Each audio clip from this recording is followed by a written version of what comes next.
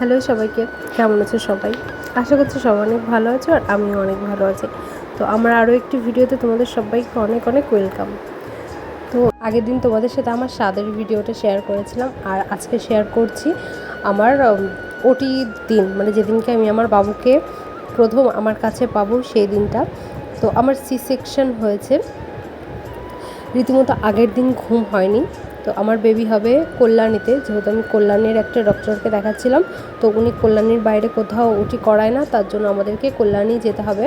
তো তখন ছিল ভোর 4টে, উঠে সবাই স্নান করে রেডি হয়ে নিয়েছি, আমিও না স্নান করে নিয়েছি, কারণ কতদিন স্নান হবে না তার ঠিক নেই। তো আমার মুখ দেখে বুঝতে পারছো কতটা টেনশানে আছি, আর ওইদিকে যে গাড়িও চলে এসেছে। তো দিনটা ছিল মারাত্মক টেনশানের একটা দিন, জীবনের প্রথম ওটি, কোনো এক্সপিরিয়েন্স নেই, ভীষণই ভয় লাগছিল।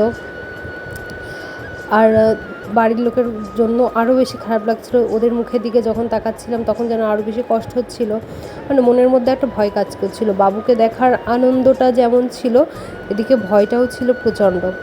তো আমার চোখ মুখ দেখে তো বুঝতেই পারছো কেমন ফোলা ফোলা, কত রাত যে ঠিকমতো ঘুম হয়নি তার ঠিক নেই। সেই দিনটা ছিল আমার কাছে না খুব খুব খুব স্পেশাল, মানে জীবনে বেশ কিছু কাছের মানুষ ছাড়াই আমার এই দিনটা পার হয়েছে। তো যাই হোক, তো নার্সিংহোমে চলে আসার পরে না আর নিজের হাতে মোবাইলটা রাখতেও পারিনি। সে আমার ননদ যতটুকু যা ক্যাপচার করে রেখেছে তাই। তো অ্যাডমিট করার সাথে সাথেই তো আমাকে এই যে হাতে ক্যানোলা ট্যানোলা দিয়ে স্যালাইন দিয়ে দিয়েছে। এই জিনিসগুলোকে না আমি ভীষণ ভয় পাই, সেই জিনিসগুলোই আজকে আমার সাথে হচ্ছে আর আমি চুপচাপ আছি, একটার পর একটা চলতেই আছে। মানে আমার সেই সময়টাও কেন জানি কেমনভাবে হুটপাট করে তো সব তাড়াতাড়ি হয়ে গিয়েছিল। তো এখানে যে আমাকে দিয়ে সই করিয়ে নিল আর ওটিতে যাওয়ার জন্য আমাকে একদম রেডি করিয়ে দিয়েছে। আর মাত্র কিছুক্ষণ পরই আমি আমার বাবুকে দেখতে পাবো। এত দিনের অপেক্ষা, এত দিন বলা ভুল, এত বছরের অপেক্ষা। তো আমার বিয়ের অনেক বছর পরই আমার ফার্স্ট বেবি আসছে। তো সবার মধ্যে এক্সাইটমেন্টটা অন্যরকম ছিল।